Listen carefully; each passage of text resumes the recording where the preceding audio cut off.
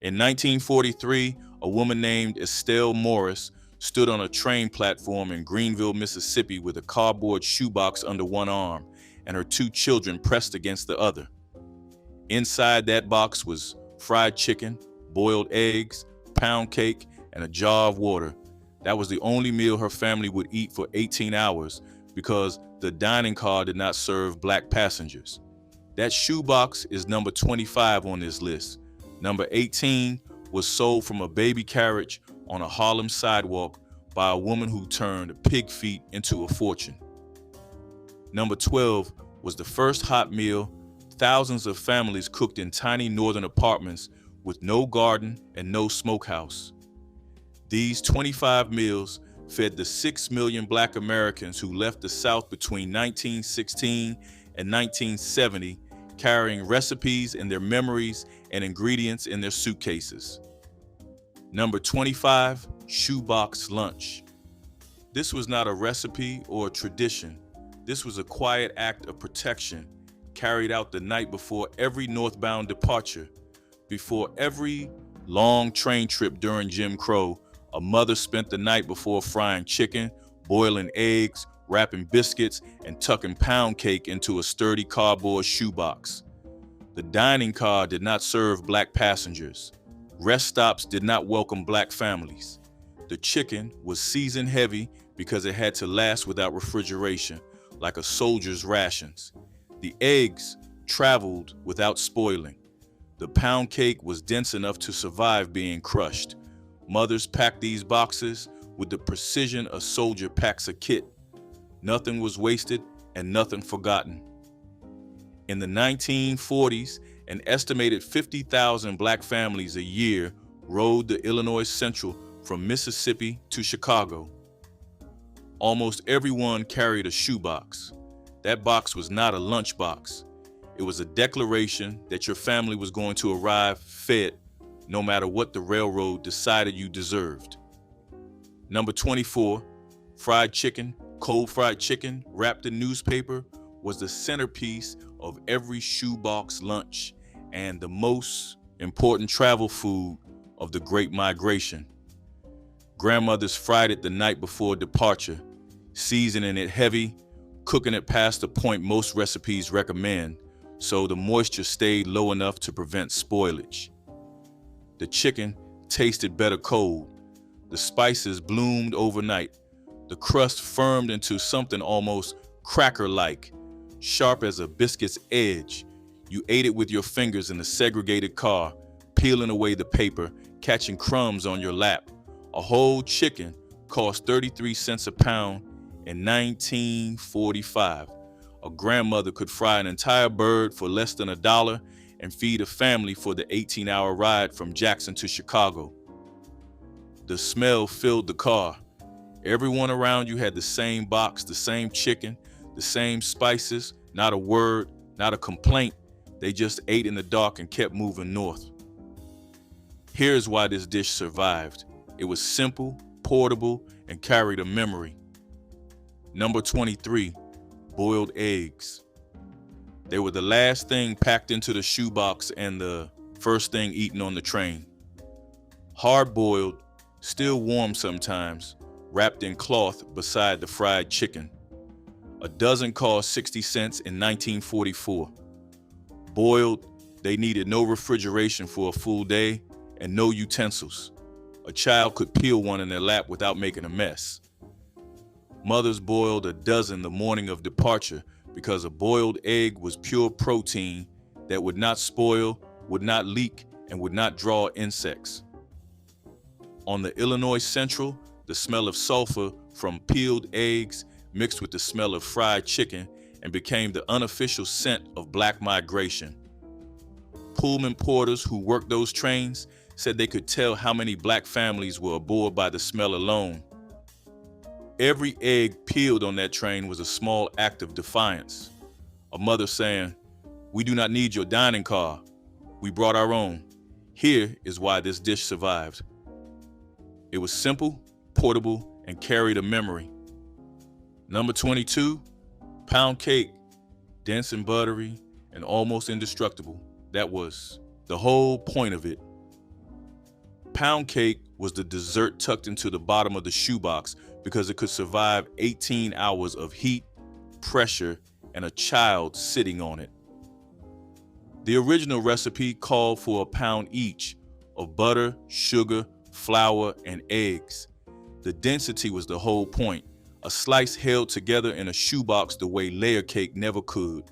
In Black households, pound cake was the baking test. A grandmother's reputation lived or died on hers.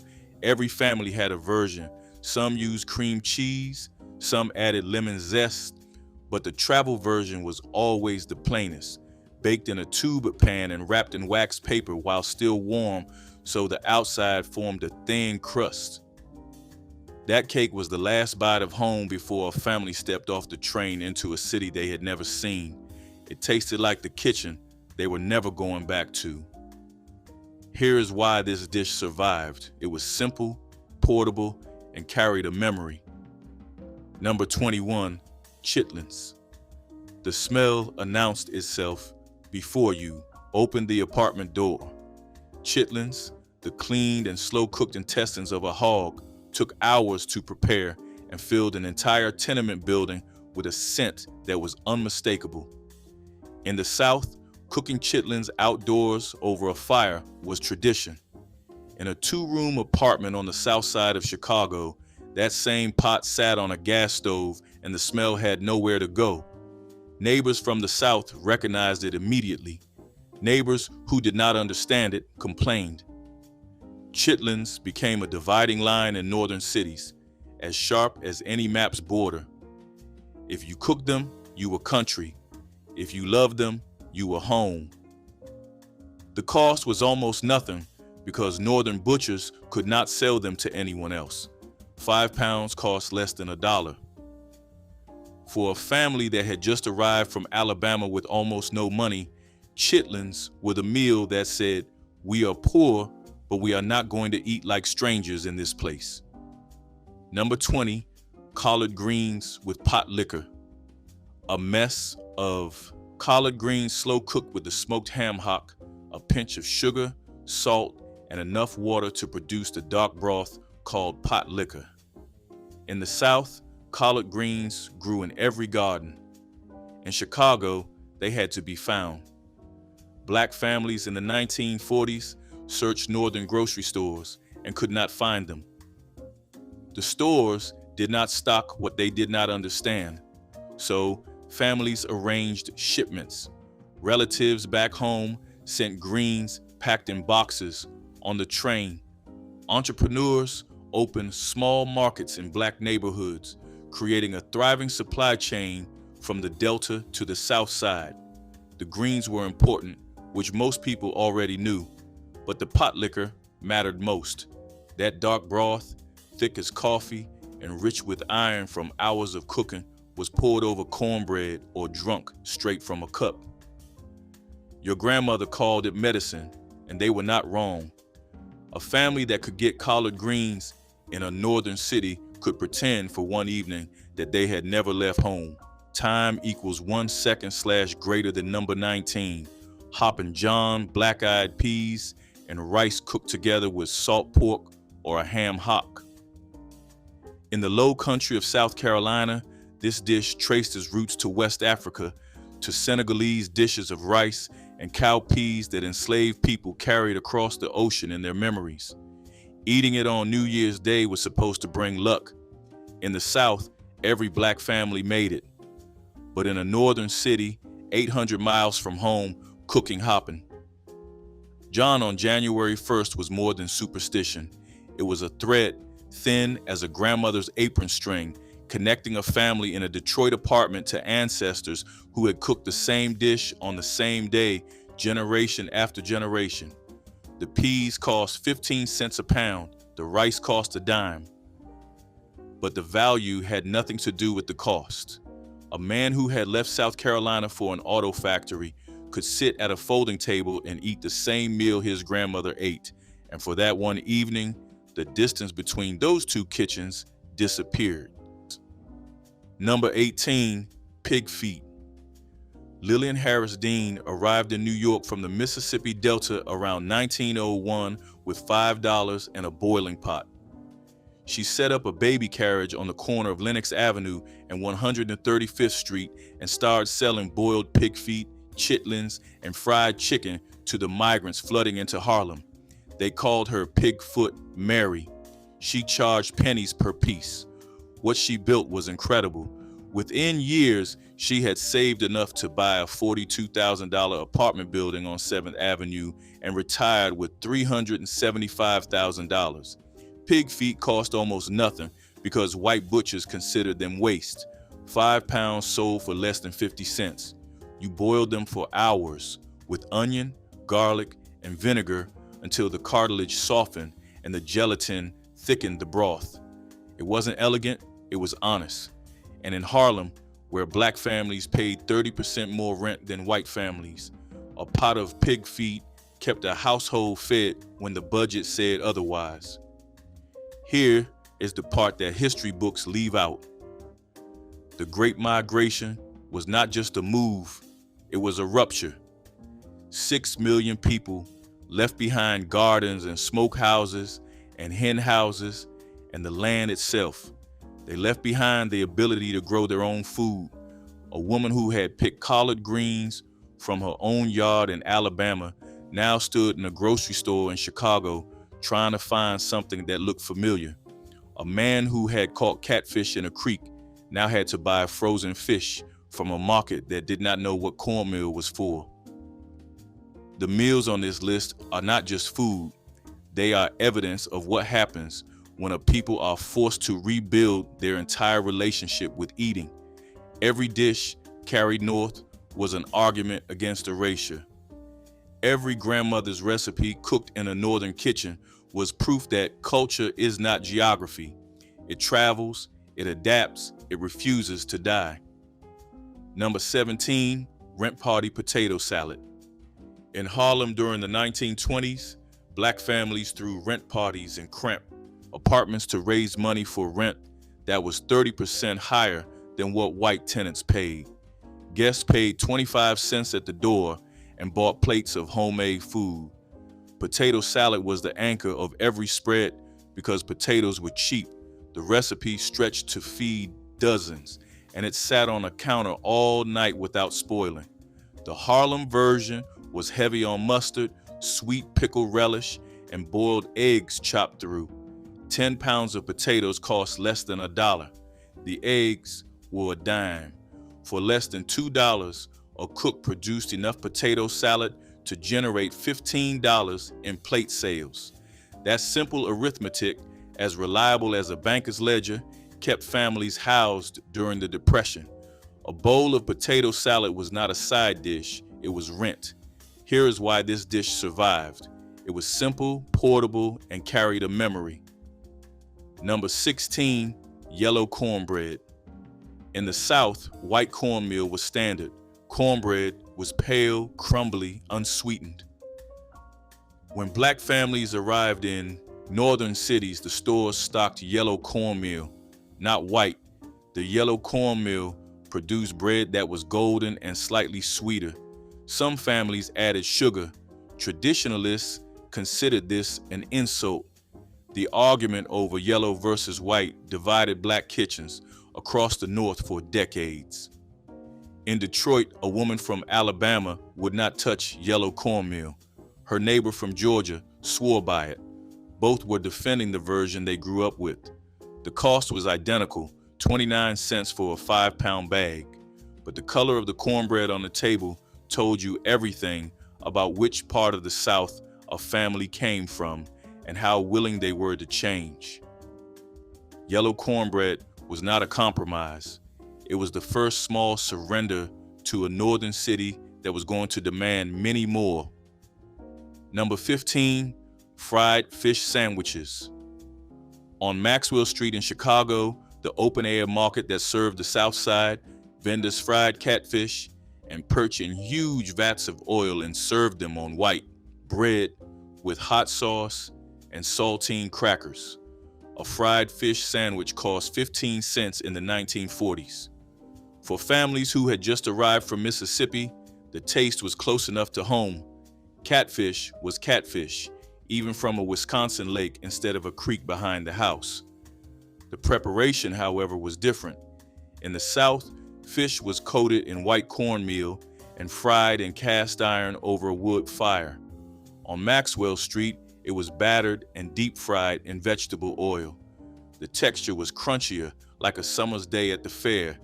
Some people preferred it, some never stopped comparing it to what their mother made.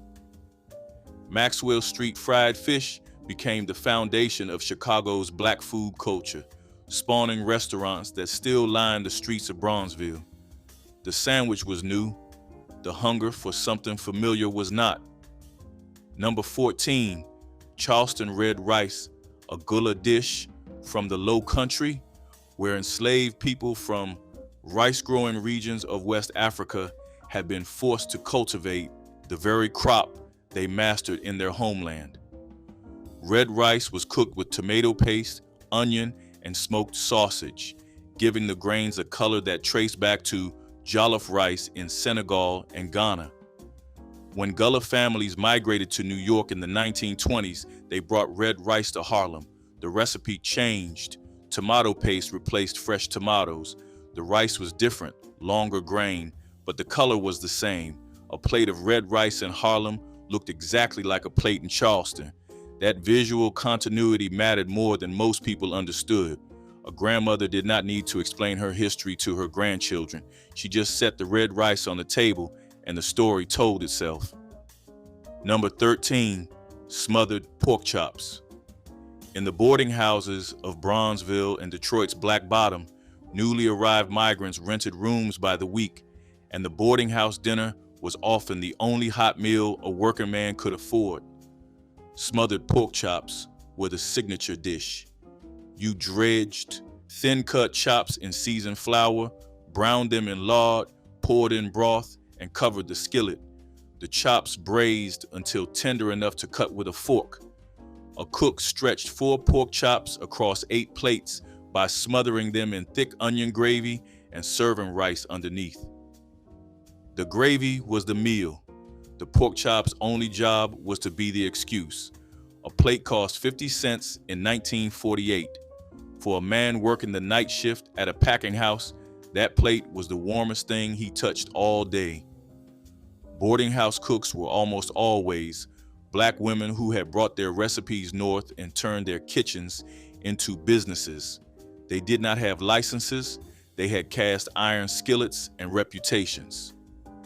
Number 12, Hamhock and navy beans.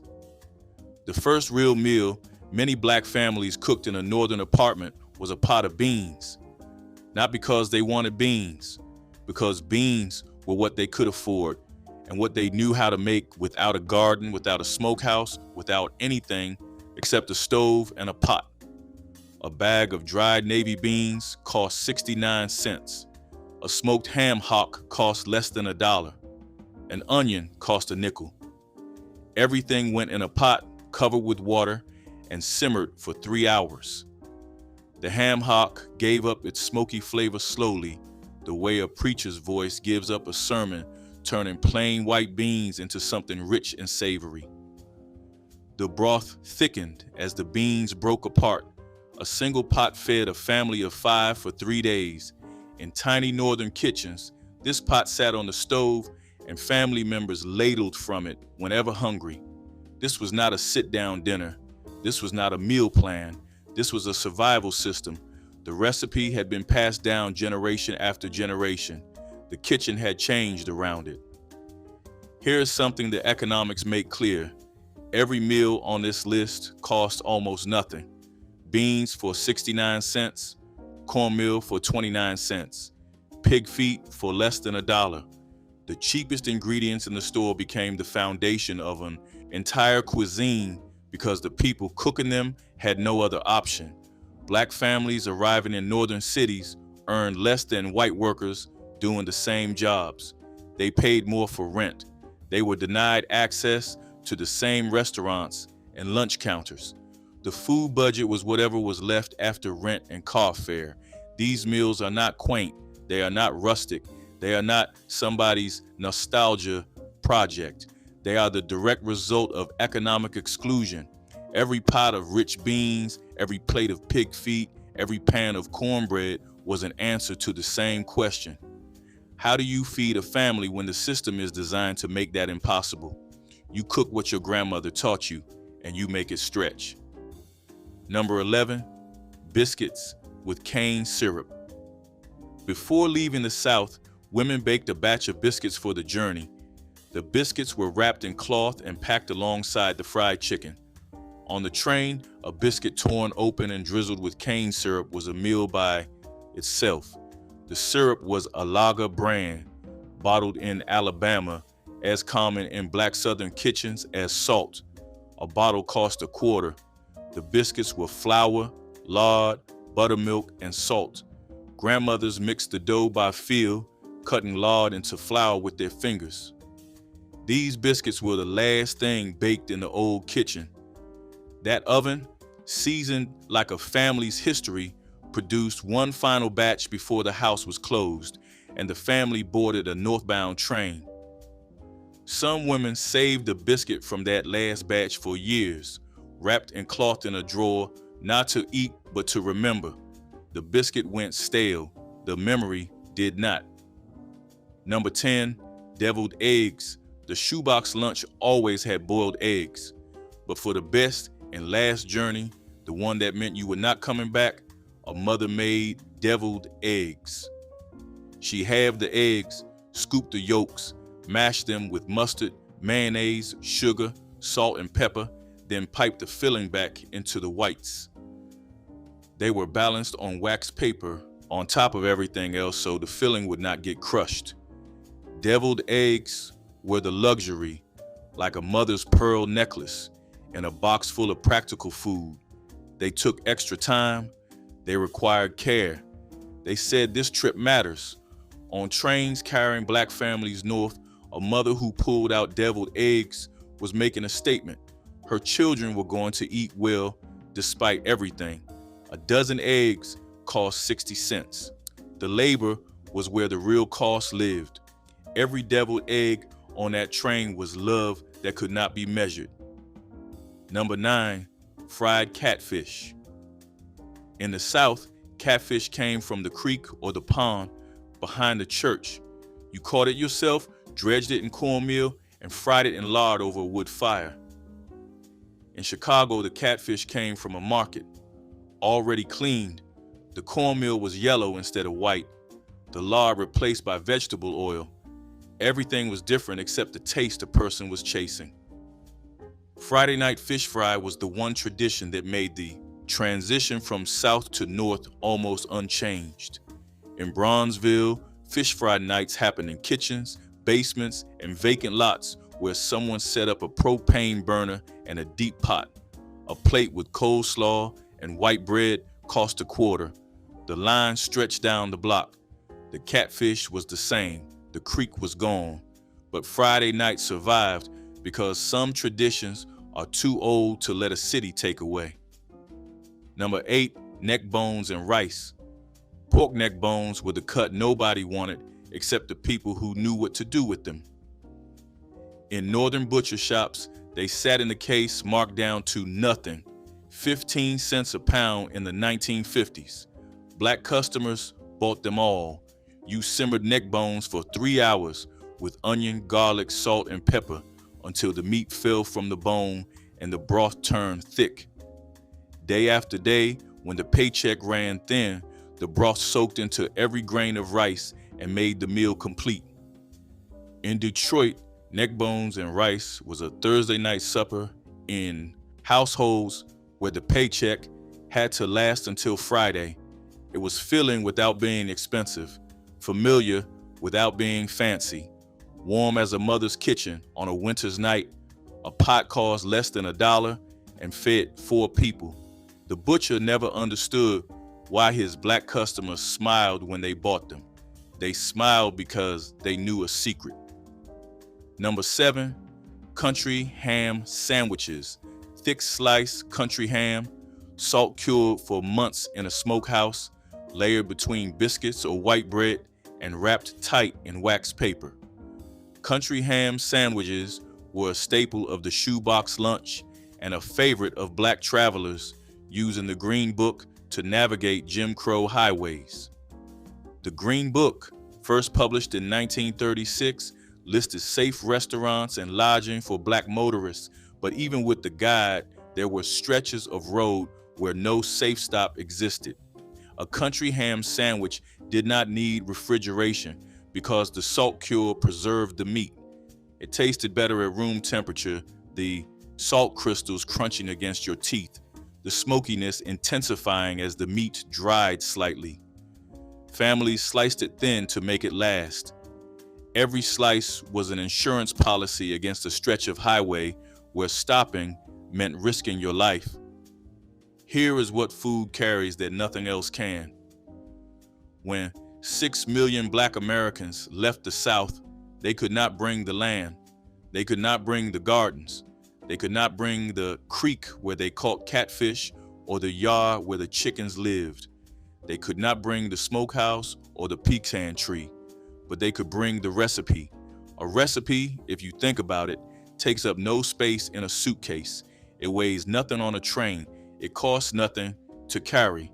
And when a woman stands in a strange kitchen in a strange city and cooks the same dish her mother cooked, the distance between those two kitchens collapses.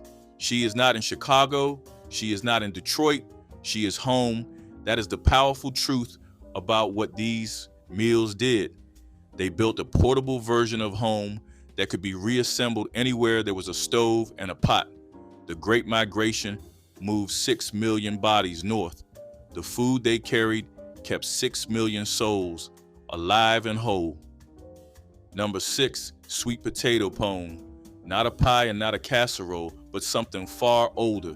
You grated raw sweet potatoes, mixed the pulp with molasses, buttermilk, cinnamon, and lard, then baked it until the top turned dark and caramelized. In the South, sweet potatoes grew in every garden. In northern cities, they cost more than white potatoes, but families bought them because some tastes are not optional. Sweet potato pone was the holiday dish in Alabama that became the homesickness cure in Cleveland. The recipe did not change. The reason for making it did. A slice with coffee was breakfast. A slice after dinner was dessert. A slice carried to a neighbor was an introduction. In apartment buildings across the North, sweet potato pone was how black families announced themselves. The smell traveled through walls, and the people who recognized it knocked on the door. Number 5, oxtail stew. Oxtails were another cut that black families claimed because nobody else wanted them. In northern butcher shops, they cost less than 20 cents a pound through the 1950s. You browned them in a heavy pot, added onion, garlic, carrots, and potatoes. Then you waited 3 hours minimum. The collagen broke down slowly, turning the broth into something almost sticky with richness. The meat, when it released from the bone, melted on your tongue. In the boarding houses of Detroit and Chicago, oxtail stew was a Sunday dinner that started in the morning and was served at 3. The smell drew boarders to the kitchen hours before the meal was ready. A single pot served 10 people because the broth was so rich that a modest portion satisfied. Oxtail stew was patience turned into supper, the way a woman's years in the kitchen turned into wisdom.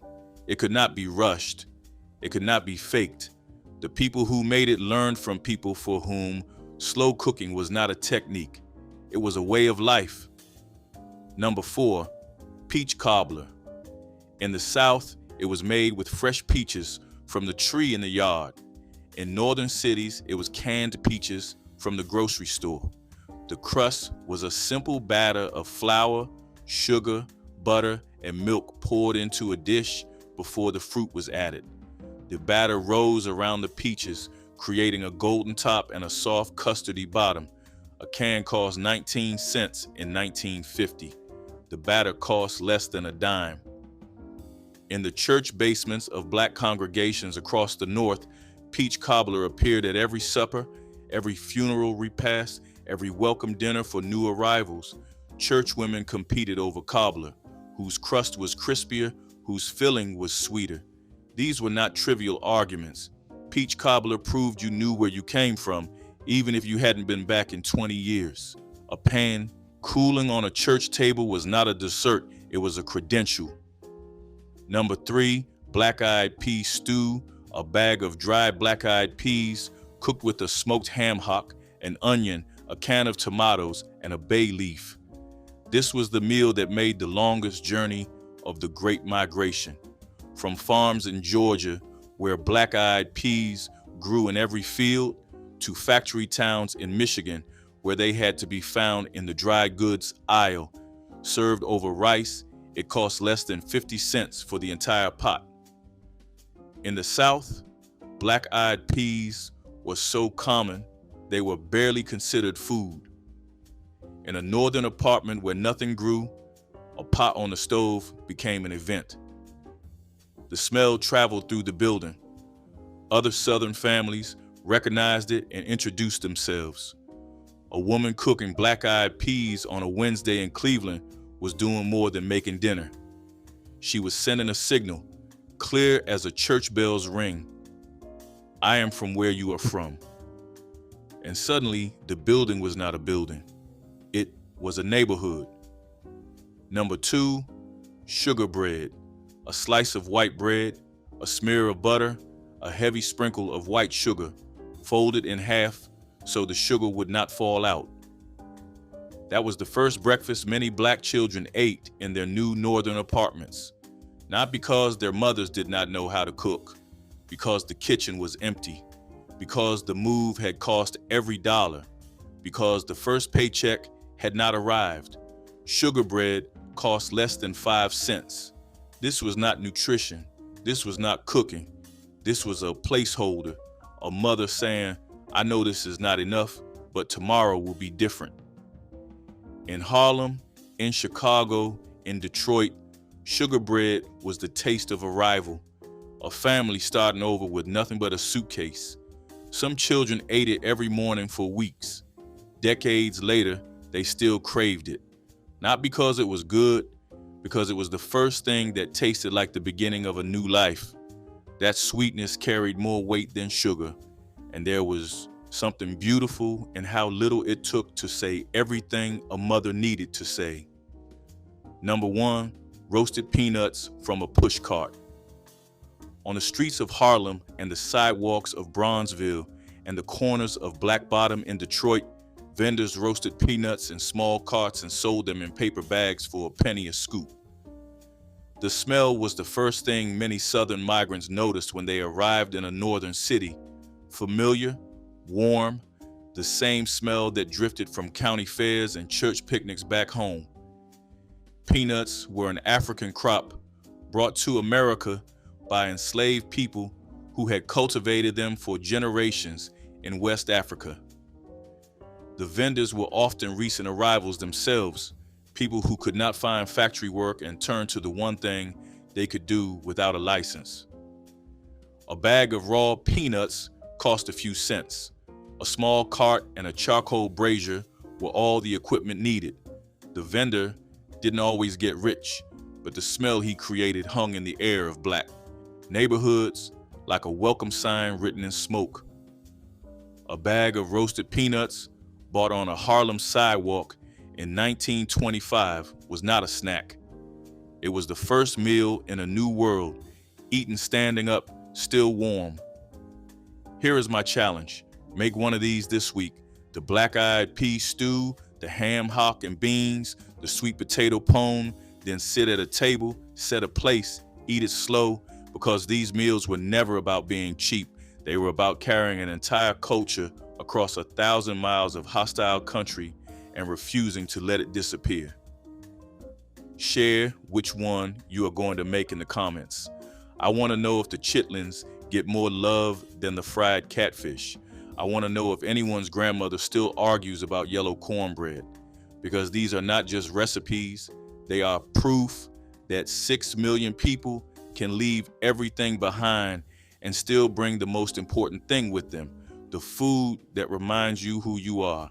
There is a woman somewhere in your bloodline who packed a shoebox, like Estelle Morris did, who stood on a platform with everything she owned and held on to the recipes she knew. Chitlins' holiday feast once marked winter celebrations with an aroma as unforgettable as the labor required to prepare it. Hog intestines were cleaned thoroughly, then simmered for hours with onions, vinegar, and spices until tender. The dish demanded patience and community, often bringing families together for a full day of washing and cooking. Served with hot sauce and cornbread, chitlins carried the history of using every part of the animal, a practice born of necessity during slavery and carried forward as a mark of resilience. Despite the strong scent that filled kitchens and neighborhoods, the feast represented abundance and pride, especially during Christmas and New Year gatherings. Elders spoke of the old days while younger generations learned the careful methods required to make the dish safe and flavorful. In many places, health concerns and changing tastes have pushed chitlins aside, but the tradition still holds a powerful place in memory as a symbol of perseverance and celebration. Pickled shrimp marinated in vinegar, oil, and spices created tangy, flavorful bites that adventurous children tried. The cold, tender shrimp infused with herbs and aromatics that made them taste complex. Aunties would boil shrimp until just cooked, then peel them and place them in jars or bowls where they were covered with a marinade of vinegar, oil, sliced onions, bay leaves, peppercorns, and sometimes lemon slices. The shrimp marinated for at least 24 hours, absorbing the tangy, aromatic flavors and developing a pickled taste that was both refreshing and sophisticated. The marinated shrimp were served cold with toothpicks for easy serving, the onions and bay leaves removed or left in depending on family preference. In Black households during the 1970s, pickled shrimp represented make-ahead convenience, appetizers that actually improved with time. Children who tried pickled shrimp discovered seafood could be tangy and bright. Cranberry orange gelatin mold was the festive centerpiece that sparkled under holiday lights, sitting proudly in its familiar metal mold on Christmas tables throughout the 1960s. Mothers mixed cranberry sauce, orange zest, sugar, and gelatin, pouring the mixture into molds shaped like rings, wreaths, or holiday designs. When it chilled overnight, it emerged glossy and jewel-toned, firm enough to hold its shape, but soft enough to melt on the tongue. Children loved the wobble, tapping the plate lightly just to see it jiggle before taking a bite. The flavor balanced tart cranberry with bright citrus, making it refreshing alongside heavier holiday dishes. Mothers appreciated that it required few ingredients, stretched far, and looked impressive without costing much. It added color to plates filled with greens, dressing, and meats, offering a sweet note between savory bites. This dish represented the creativity and pride mothers brought to holiday meals, transforming canned and simple ingredients into something festive and memorable. Even decades later, people remembered the cool sweetness and the joy of unmolding it just right. Cranberry orange gelatin mold tasted like holiday sparkles shaped by steady hands. Rumaki wrapped chicken livers and water chestnuts in bacon created sophisticated bites that curious children tried, the crispy bacon exterior making them willing to taste the unfamiliar liver that turned out mild. Aunties would cut chicken livers into bite-sized pieces, marinate them briefly in soy sauce and ginger, then wrap them with water chestnut slices in bacon before securing everything with toothpicks. The bundles were arranged on baking sheets and roasted until the bacon crisped and rendered, the fat keeping the liver moist while adding smoky saltiness that transformed the organ meat into something special. As they cooked, the soy sauce caramelized slightly, creating a sweet savory glaze that coated the bacon. In Black households during the 1970s, rumaki represented culinary adventurousness, recipes borrowed from magazines that brought international flavors to holiday tables. Children who were brave enough to try them discovered that bacon really did make everything better.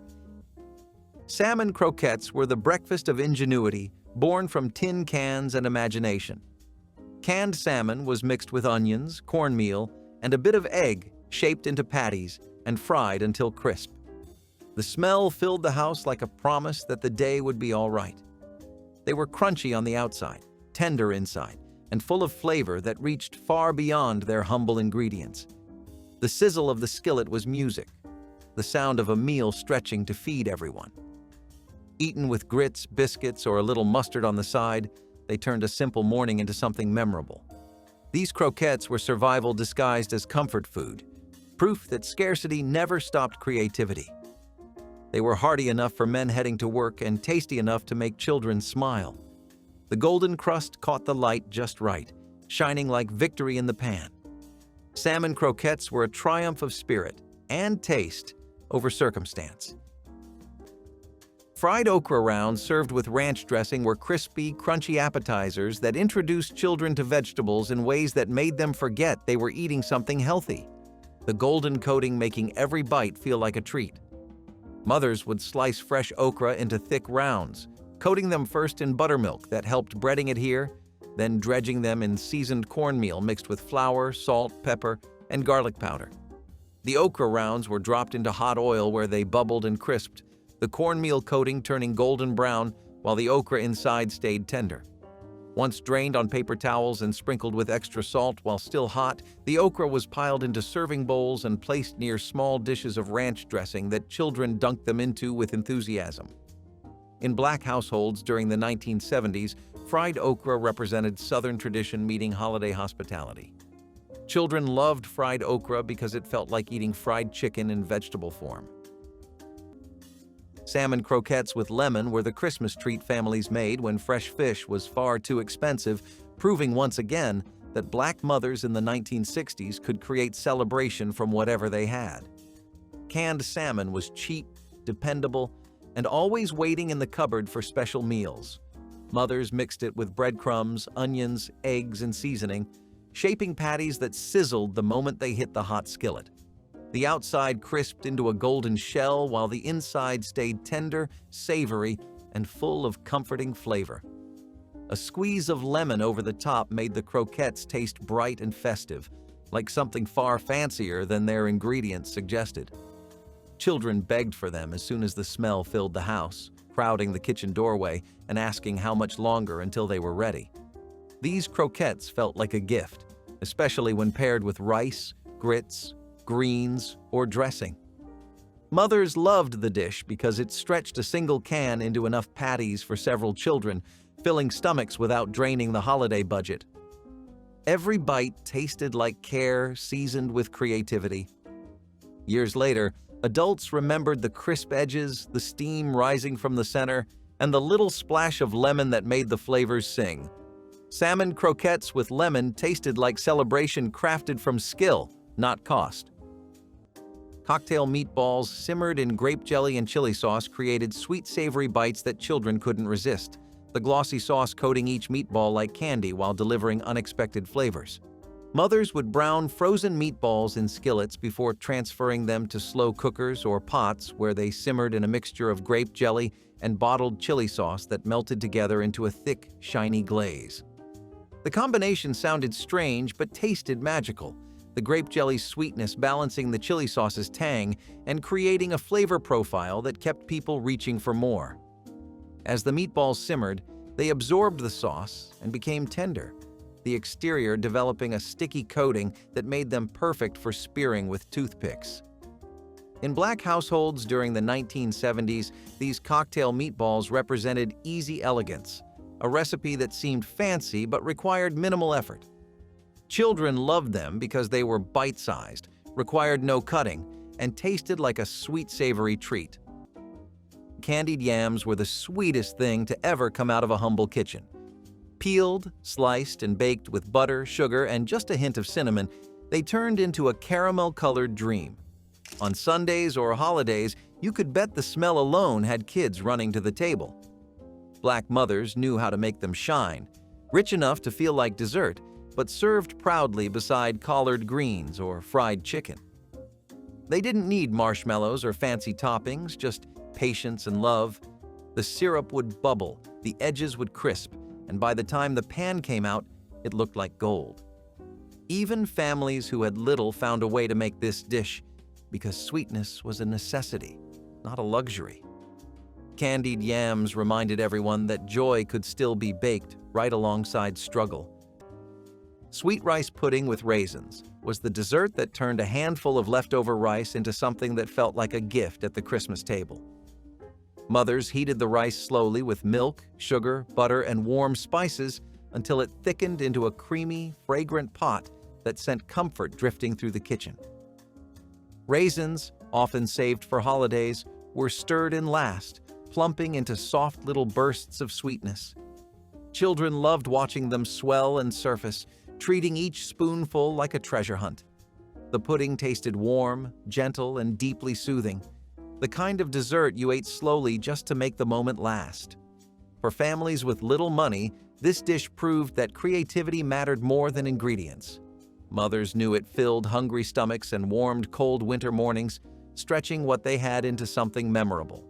It was served in bowls passed around the table, steaming and sweet, with cinnamon dusted lightly over the top when the budget. That is what you are eating when you make these dishes. That is whose hands you are honoring.